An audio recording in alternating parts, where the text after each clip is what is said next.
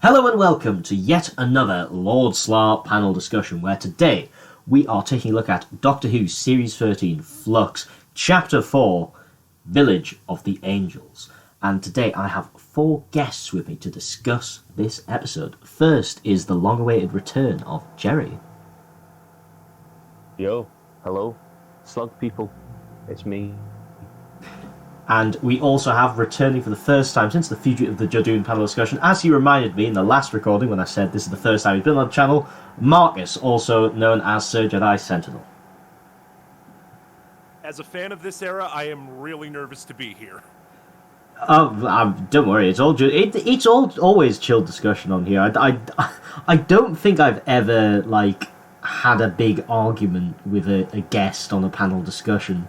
But I think the only major argument I've had on the channel was on a live stream when me and Joey had a major disagreement about whether Lord Slar the Ice Warrior would defeat the Ancient One in a one-on-one battle inside a underwater base.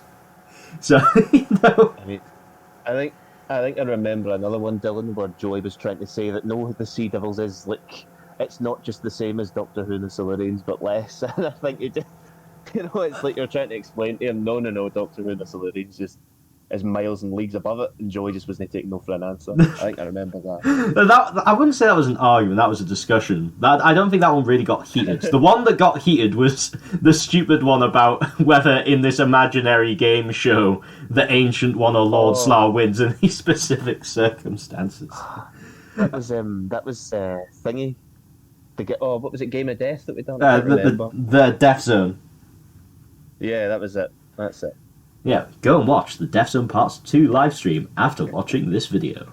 And our third guest is making his Lord Slar debut. It is Kian. I am the newest member of the LSCU.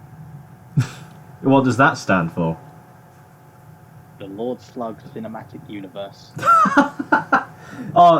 Yes. Extended universe, yes. So, what we're going to do first is talk about the 13th Doctor, as played by Jodie Whittaker. How do we think she did in this episode, starting with Kian? I think she was good. I like the way she interacts. It's good that she's finally just separated from the companions each episode. She interacts with the side characters she gets put with well. Yeah, I think she's improved this series. Shame it's too late, but yeah. I have to agree that she's improved this series, although I felt as though this episode was a little bit of a regression. So, in the past two episodes, I have actually moderately enjoyed the 13th Doctor, because they kind of toned down a lot of the kind of sillier exposition-y aspects of her character, whereas I felt that they were really back, not quite in full force as much as they were in previous series, but some of the humour at the beginning I couldn't get on with at all. I know, it just really didn't strike me as that doctorish, and more just a bit jarring and annoying. And then also I felt that she was expositing way too much in this episode, which has been less of a problem in the last two episodes of Flux, in my opinion. Yeah. Yeah, I think this episode was kind of an exposited episode, because I think the next two are basically the finale. Yeah, it'd be interesting to hear what Marcus thinks, because obviously he's definitely the biggest fan of Jodie Whittaker's Doctor on this panel. I think, because like I said, the show wants to sort of hold the Angels in the same regard as, the Daleks in terms of threat level. It's something I've never really bought into. But Jodie's performance really brings it close because of how terrified she is of the Angels in this episode.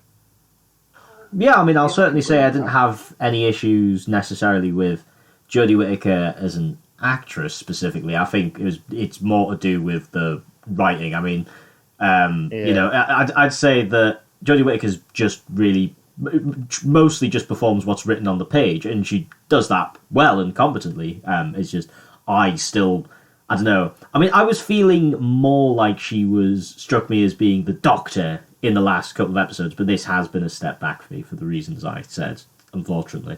Yeah.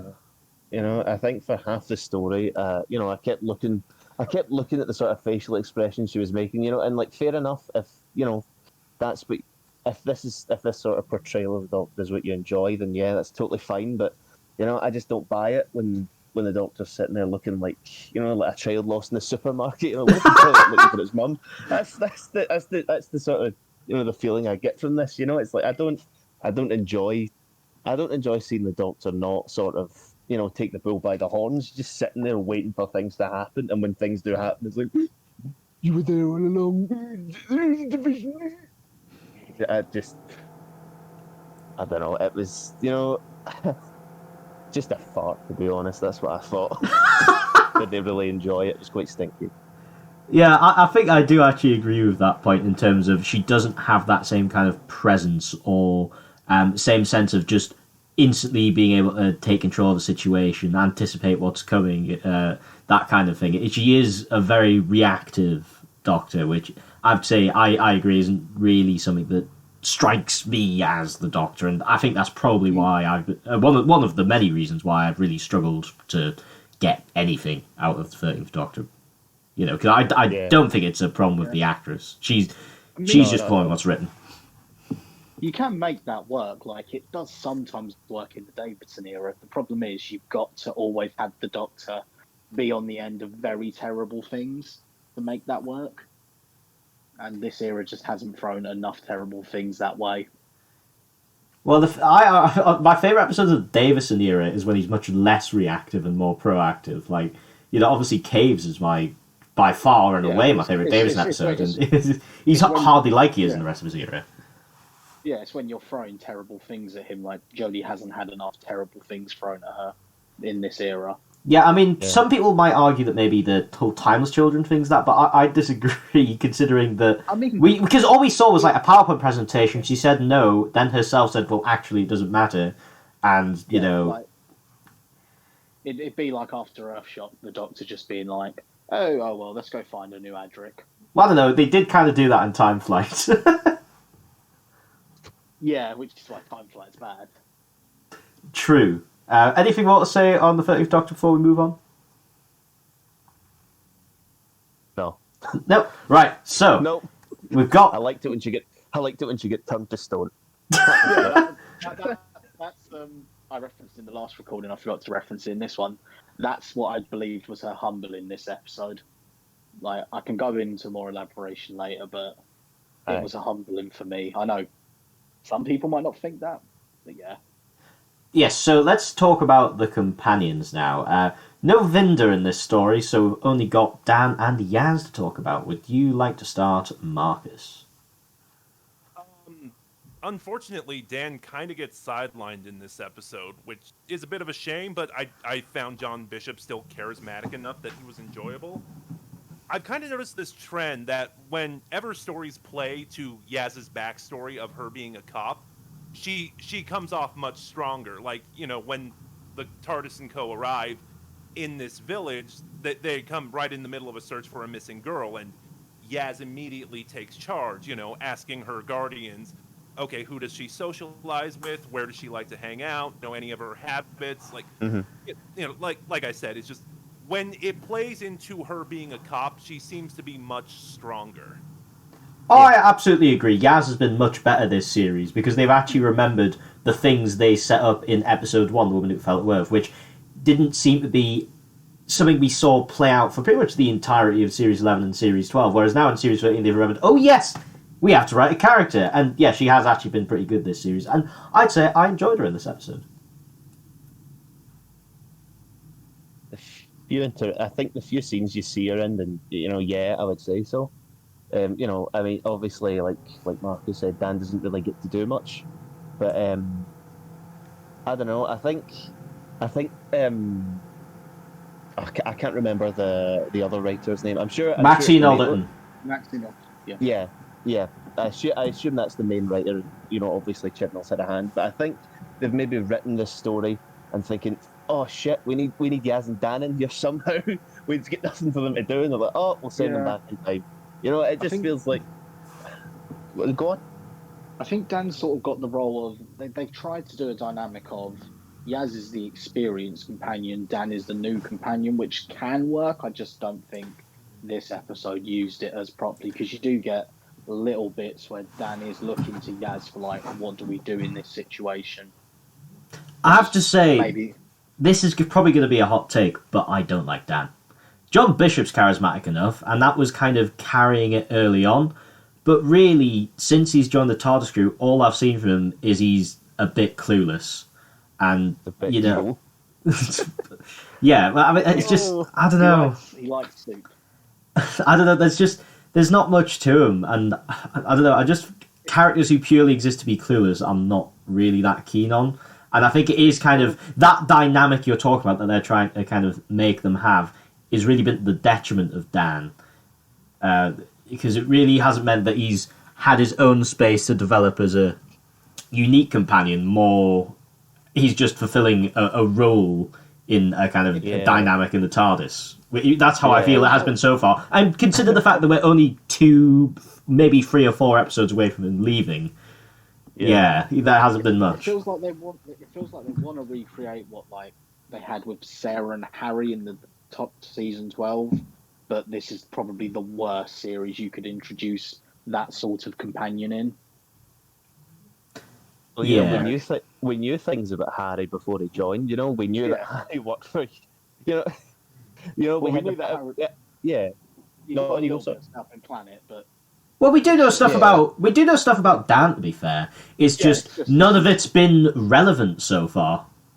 Yeah, this has been like, it's going to be relevant next week, though, because the Tunnel Man's finally going to play a part. But it's like this kind of, like, he was kind of billed as this kind of selfless guy who kind of hurts himself because he's so selfless, in terms of, like, rejecting help when he needs it just because he thinks other people need it more, that kind of thing. And that's all well and good building that up. That was handled well. That was the one part of episode 1 I thought was handled well. But it hasn't been relevant. And, like there's not many episodes left to make it relevant at this point, and he hasn't went anywhere.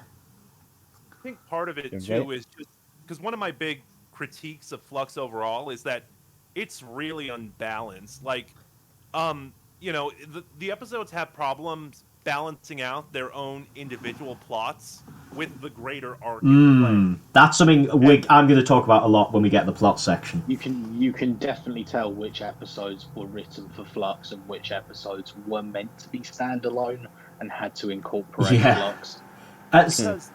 Because this episode and the previous episode sort of had that same issue. The major focus was the episodic plot, and then it was the series arc plot, and then at the very bottom it was the companion subplots.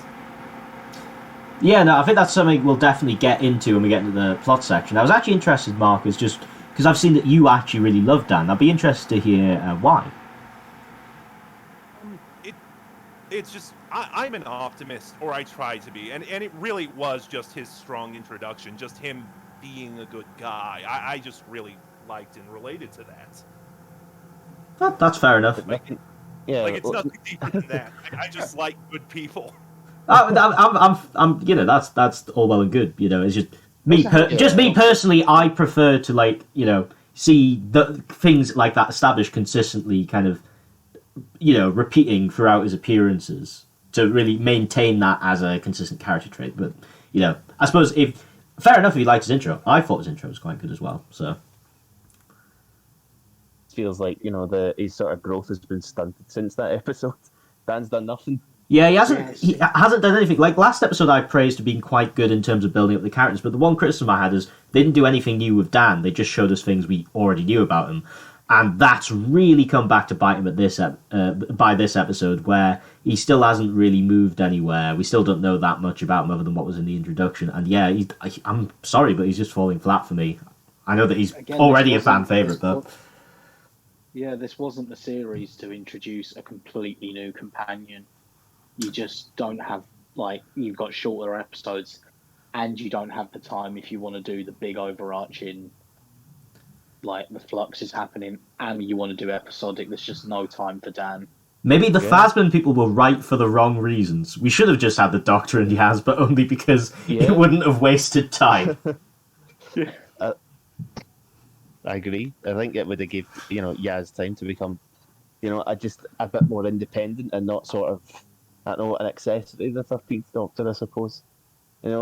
with those two, it just sort of seems like, you can't have one without the other. Oh, do anything to be with the Doctor. No. What would Yeah, the now Doctor do? Although it you is, just want Dan tied to Yaz. yeah.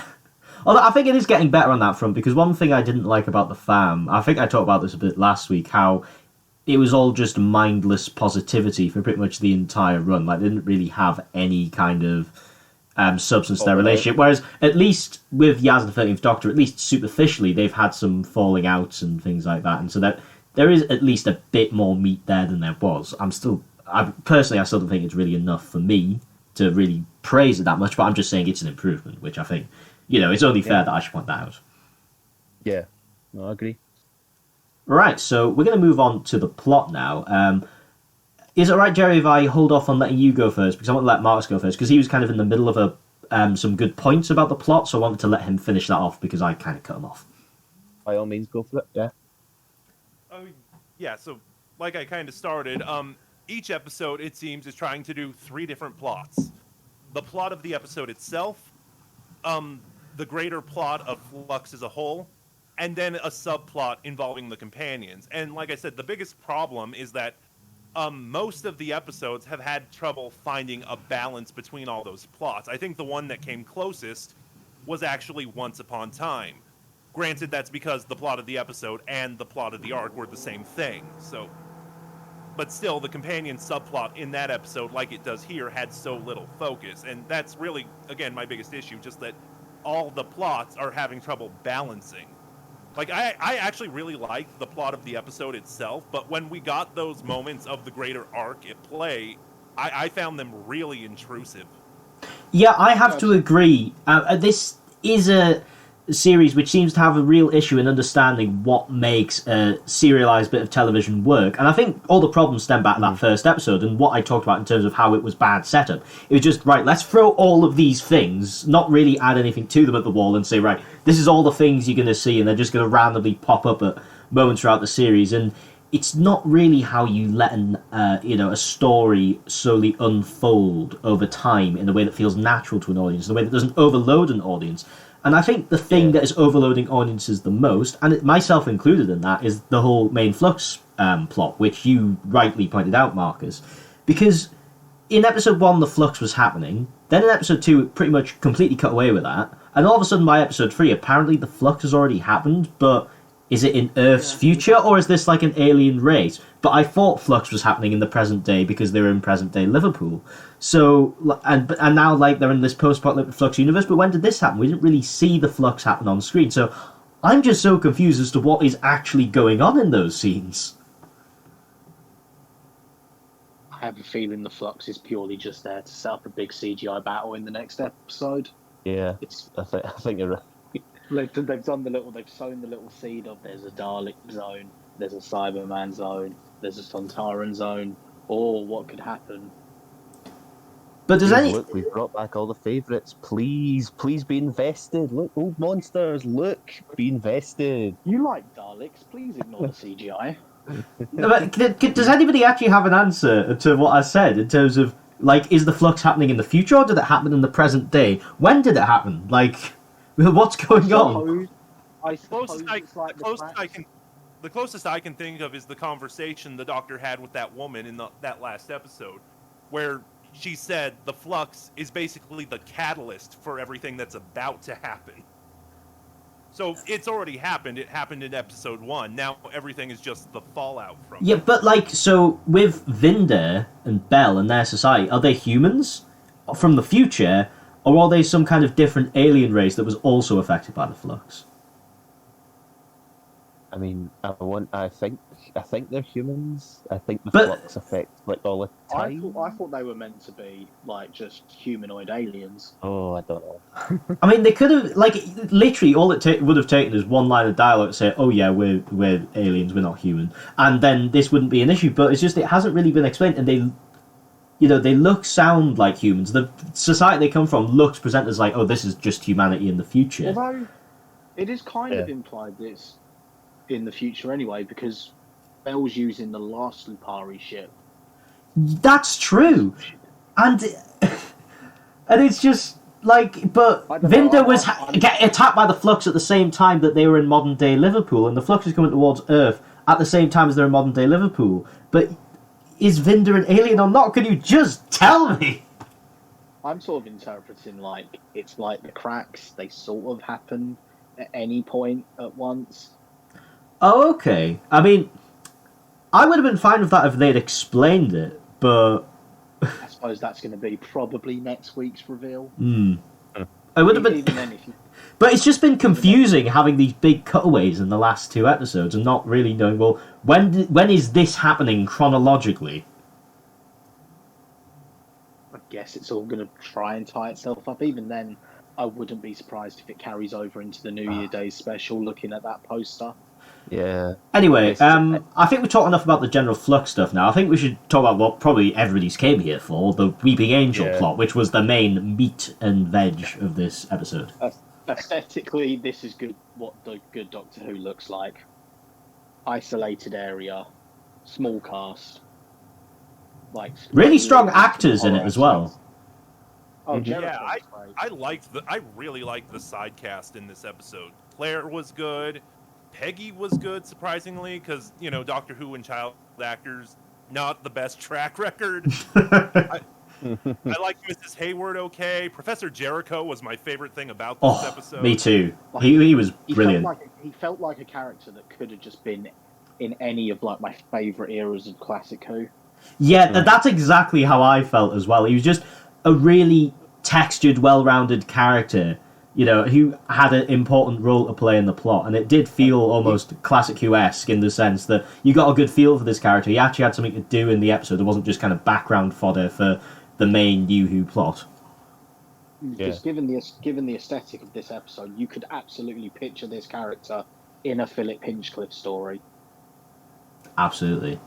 In terms of the angels themselves, I'm not sure how I feel about it. I mean, so like a lot of the kind of horror scenes were done well. I'm just not sure it was necessarily the wisest to reveal this much about the Weeping Angels, because there's some monsters in Doctor Who where I feel the less said the better, kind of leave it a bit to the imagination, a bit to the mystery, where I thought it was quite good when we didn't really know the Weeping Angels' motives other than, like, they do this because it feeds them. And that made them kind of creepy in a way that you can't ever recapture if you tell us, what they're doing and why they like doing it. Make it kind of these Lovecraftian creatures with, agendas just completely outside of the realm of human understanding.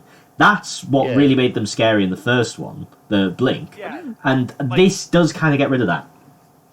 Yeah, I kind of said that myself, they're kind of like xenomorphs. With their explanation and everything, they're animals. They're driven by their instincts to do what they can to survive, and it's scary to us because we're their prey. Mm-hmm. That's true. Yeah, that's what I had about. And also with the xenomorphs, they got bad when they revealed too much about them. Yeah, that's true. I think people can correct me if I'm wrong, but they didn't actually do anything that wasn't already established in the Moffat era, maybe bar the ending scene.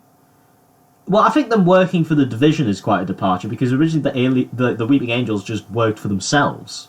Like, Yeah, I suppose that you could say is a reference to the line from the End of Time, which a lot of people have run with. And also, I don't remember the Weeping Angels being revealed to be vindictive, particularly. Yeah, I suppose you say because they're working with the Time Lords, that automatically makes them more vindictive. I think them working with the Division is another Chris Chibnall is explaining something he didn't like from Doctor Who as a child. I Which kind is? of like to see how that conversation in went. Revenge, in Revenge of the Cybermen, there's the Steel of Rassilon is one of the set dressings. Oh, well, yeah, but I think that why do we need to explain every shit bit of budget saving in classic Who? Like we could make a million series out of that. It doesn't mean to be any good. Yes, but Chris Chibnall is that kind of Doctor Who fan who wants an explanation for everything clearly. My favorite explanation is not have enough money. Like it makes me enjoy the episode more. It's like, haha, this is going to annoy people who care about canon. Exactly, Dylan, the Morbius Doctors must be explained. They What? must be explained. They're explained by the fact that they're Morbius's incarnations. The is, though, you get someone who genuinely reads too much into them and has to explain it, and they end up in charge of the show. Well, I'll reply to that. The brain of Morbius is absolute shite. And Yeah, Agreed. that's people true. didn't like me when I said that. Oh, Well, I'm in it's good true. company. I'm in good company here. Yep. Yeah, but what else about the Weeping Angels? Because I had something else to say, but I've kind of forgotten it. They were shot really well. They did Oh, yeah. something really interesting with the Angels that I really like, actually, because they played on that idea from Time of the Angels that that which presents the image of an angel becomes an angel, and that even means psychic visions. I really like that concept. You see, really, I was the opposite. I thought that was a stupid idea when Moffat came up with it. And I felt that was one of those lore additions you get over the years in Doctor Who, where you just kind of discreetly ignore it and sweep it under the carpet. Yeah. But Chibnall brought it in here full force, where, like, even a drawing of an angel will magic itself back together and an angel will come out of it. I mean, Yeah, like, sure, the visual of the burning angel was cool, but, I don't know, it just came off as a bit too over the top. Yeah. I'm not going to say Chibnall listened to it, but to be fair, Big Finish have done drawing of an angel becomes an angel. Oh, yeah. Coalition. And, yeah, it's bad when Big Finish do it, too. Yeah, it doesn't work there because it's like, how good a drawing does it have to be is the main complaint. Although I'll give this episode this: the Angels are far better here than they are in the Angels Take Manhattan. Oh, I don't because think that's hard. I don't We think don't that's have a hard. giant Statue of Liberty. Yeah, like Chibnall may have taken a couple of things over the top, but he certainly didn't go anywhere approaching that over the top. I just thought it was kind of dumb. Honestly, it's like with every 5 seconds we had the an image of an angel becomes an angel just fisted down your throat like every 5 minutes whenever they appear, and it's like when the drawing's like magicking itself like back together. That's all it is. It's just magic. It's like, yeah, I enjoy Doctor Who. Like when it has a scientific explanation for magic. Like an episode the setting sort of reminded me of was the demons with the church, the the graveyard, etc., the statues. And it's like that. Yeah. I think that story handles like magic as a science fiction concept kind of, well. Whereas, like,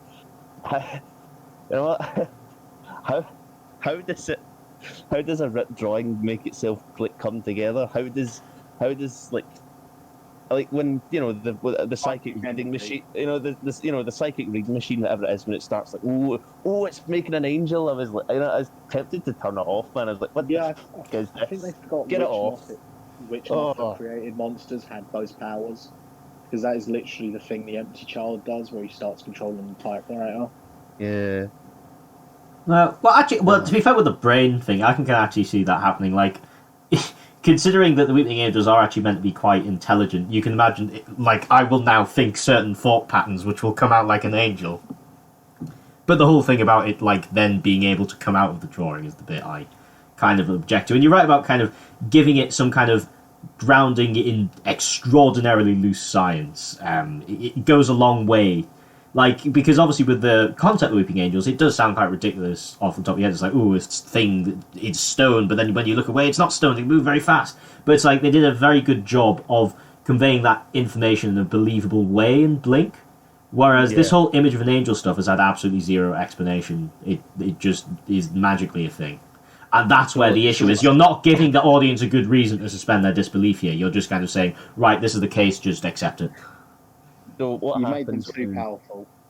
Yeah. So what happens when you just you think of what happens if you're in the TARDIS or whatever and you're like, oh, remember the Weeping Angels, and it's like, oh, don't think about them because they'll come to life. Exactly. It's making them far too overpowered. There'd be angels just like all the time in Doctor Who at that point.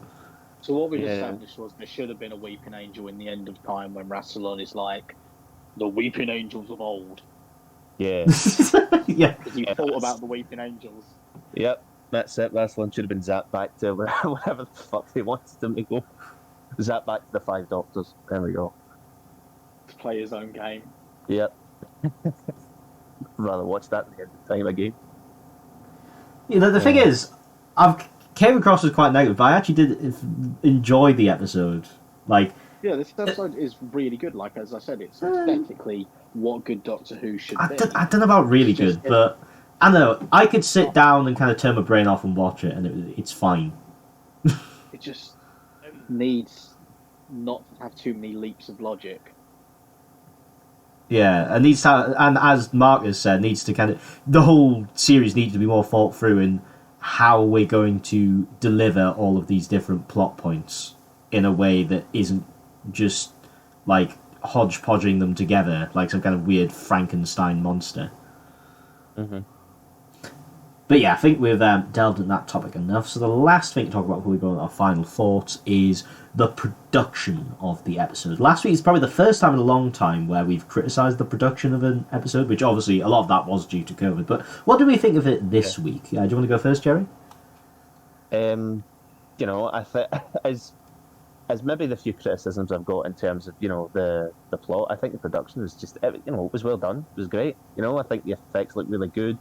The costumes are really good for, you know, 1901, 1967, whichever, you know, if that's what clothes the wee lassie was supposed to be wearing. Well, they managed to convey the difference with very subtle changes to the place they were filming. Like, rather than the tarmac road, it's now a dirt road, you know, things like that. Just nice subtleties.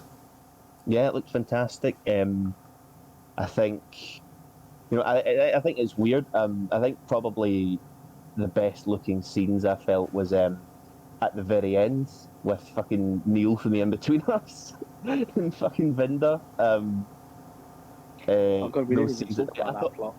Yeah, yeah, we didn't really talk about that, but I don't think... Wait, Vinder was in this episode? Yeah. Was he? Yeah. Where's my wife? Oh, right. Oh, I just switch off at the credits because I hate the next time trailers. So well, no, they did an end credit scene because you get the what is a mid credit scene, I guess. They did the thing where they like Jodie becomes an angel, and then the credits like shift for a minute, and you get Vinder interacting with Neil. Oh, Neil. Oh, okay. Well, I missed that bit because I just switch off at the credits because I don't want to watch the next time trailer. I mean, I don't know what else to call him. Did they name him? I don't know. They probably did. Catch what it was. I think they probably did give him a name, but it's just funny how they call him Neil. There you go. He's been in it, and Alex McQueen's been in Doctor Who as well. So there you go. The whole. We just need to get Neil's sister in. We'll have the whole family. No, to go back to the original question, Dylan. Yeah. I mean, obviously, if you've not seen that bit, then I don't know. Like, maybe go back and watch like 30 seconds, however long it is. But yeah, I just thought that bit by the fire at night with Vinder and Neil from the In-Betweeners, I thought looked probably the best. I think the CGI from the sort of portals, is it the portals? Kind of dimensional barriers or something. Yeah. So they basically just wanted to show 2 time frames. Yeah, I don't think I really enjoyed how it looked when they were trying to show the 2 time zones, but when it just when it breaks off into just like space and nothingness and that, I thought that looked really, really nice actually. Yeah, it did. It can look. Yeah. I really enjoyed how it looked on the whole. I mean, you know, we took the piss of the kind of angel drawing thing earlier, but that effect when it was set on fire did look cool. And I think they just found a great location that was quite creepy in terms of this quiet 1960s village. Then in like, you know, this kind of academics massive house kind of thing, which has, you know, a secret underground cave, which, you know, the whole secret underground cave thing was a bit of a contrivance. Like, I mean, I'm not saying that you can't have... Look, I'm not saying you can't have the cave there. I just think that you need to have a better reason. You know, like, the fact that the owner didn't know it was in the house. Like, you know, Jericho didn't know he had this in his house, despite having the diagram up on his wall. And then the 30th Doctor just finds it straight away. That was kind of silly. Like, if we just had, like, he said, oh, yes, there's this old thing I found in the house, blah, blah, blah. Like, it would have been much less of a contrivance at that point if they'd kind of known about it all along. Or maybe just Jericho had forgotten to mention it or something like that. It just... But anyway, that's kind of irrelevant to the point. But yeah. Everything about it kind of really suited the mood. It looked good. I want to bring up one nitpick that really took me out of it, right? So correct me if I'm wrong, because it's you know, I don't think I've seen Angels Take Manhattan or whatever since it was broadcast. Me neither. So maybe it's happened there, maybe it hasn't. But since what? Like I thought the Weeping Angels had to touch you to like zap you back in time. I didn't think, oh, it's just a statue, and that's used like zap back in time. I didn't think that contact with it would send you back in time. I thought it had to be a sort of conscious movement of the statue in order to send you back. I didn't think, oh, just touch the stone statue. Oh, that's me sent back. That's true. And another thing with that was the fact that apparently now if you get touched by an angel twice, you die. But didn't Rory get touched twice in Angels Takes Manhattan? Yeah, but Rory had plot armor. Yep, that's true. No, I think with the angels touching, I think it is a conscious choice from the angel because it is kind of established in Flesh and Stone, Time of the Angels. Yeah, but they can't. They're snapping people's necks in that rather than sending them back in time. They can't exist though while you look at them. They're just statues. So how are they? Yeah, like a stone can't kill you nor zap you back in time. Yeah, and it's like the amount of I think it is a scene with like Yaz and Dan when the two grandparents grab onto it. come out and they're like, oh no, don't move in front of it because we can't see it. It's like I guess. I mean, I'm making explanations for a plot that I don't need to explain, but for any reason. But I'm assuming you could say these were enhanced angels by the Division. Is the only other explanation? Right, rather than having to come up with explanations like that, why couldn't they have just like had them blink and then they're gone? Like the angels kind of change position so we can tell it's moved. Like all you needed to do was that, and then nobody would have any questions. No, it's like they just deliberately make it harder for themselves. It just looks bad. The Shira does like to make it harder for itself, let's be honest. Yeah. Right, I think we're going to move on to our final thoughts now as we are rapidly running out of time. Would you like to go first, Kian? Yeah, I think it was a good episode. I'm very worried about the next two. I think I've made this very clear. But yeah, good episode aesthetically. I like that Jodie got a humbling, which I didn't actually explain during plot, but I'll explain it quickly now. Basically, I like the idea that Jodie thought, 13 thought, she could offer the angel nothing else no one could wanted. Didn't even consider the fact that maybe the Division might want her. And then she learned her lesson and now she's a stone. Yay. Good. Yeah, don't make funny, witty comment about acting. Anyway, yeah, Jerry, you go. I thought the production was fine. I thought it looked nice. The plot gave me varicose veins.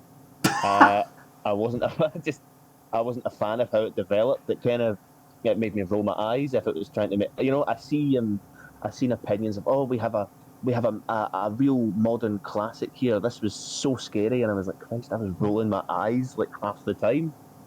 I don't get from what I've seen so far. Maybe it's just reactions from people on Twitter. Maybe not, but I don't see what the appeal is. I thought I thought the story looked nice, but if people think that this was meant to be scary or a return to form for the Weeping Angels, then I think they're wrong. Well, I mean, compared to Angels Take Manhattan, it is, but I don't think in actuality it is. It's like a return from like a 2 to a 4 or a 5. It's not like they're back to 8 out of 10 villains. They're sort of on a 5. Yeah. Marcus, do you want to go next? Yeah, I'm mostly in agreement. I really like this episode. I don't know where I'd put it personally, but like I said, the big problem is that I thought the plot of the episode itself was so good that it just every time it cut away to do other stuff, I was just kind of annoyed. I found it intrusive, but I like the plot. I really like the atmosphere and the tension, especially during when they're trapped in the house. And I just lost what I was gonna say. You I think you're about to do a but, or maybe not. I don't know. That just the way I imagined the sentence going. That's gonna me now. Trapped in the house, but we've got to cut back to Yaz and Dan in 1901. Yes, chickens. Also, No, I remember, and it's just I really like the supporting cast in this episode. Yeah, I mean, for me, I do agree that the supporting cast is really strong. Probably the strongest element of this story, and I felt overall it was enjoyable. I sat down and watched it, and had fun watching it. I do agree with Jerry. I didn't think it was particularly scary, but it was enjoyable, and there was some tense moments, as Marcus pointed out. Like especially, the only bits I found really tense is the stuff where they're stuck in the cellar, Jericho's cellar. But admittedly, that does take up quite a portion of the episode, so that part was all good. But even though I enjoyed it on a kind of more surface level, like hee fun Doctor Who run around, really, when I think about it, there's a lot of problems with this story. It's extraordinarily messy, and it's not all of it is this story's fault. It's mostly to do with the fact that Flux has been structured in a really weird way, which which overloads the viewer too much with too many things, and kind of like Frankenstein's plots together in a way which doesn't feel natural, which I'm not a fan of. And so even though apart from episode 1, I've enjoyed each episode of Flux, I get the feeling that once it's over, I'm retrospectively not going to like it, because I just don't see how they managed to end this without it being a complete and utter mess, sadly. I don't think they end it properly in the 6 episodes. I think they used the 2 specials to try and tie up any loose ends. Even with the 2 specials, I still don't think it's going to be tied up well. They've gone about introducing the plot threads in entirely the wrong way, and I just don't see how they tied up nicely at the end. I mean, fair enough. I've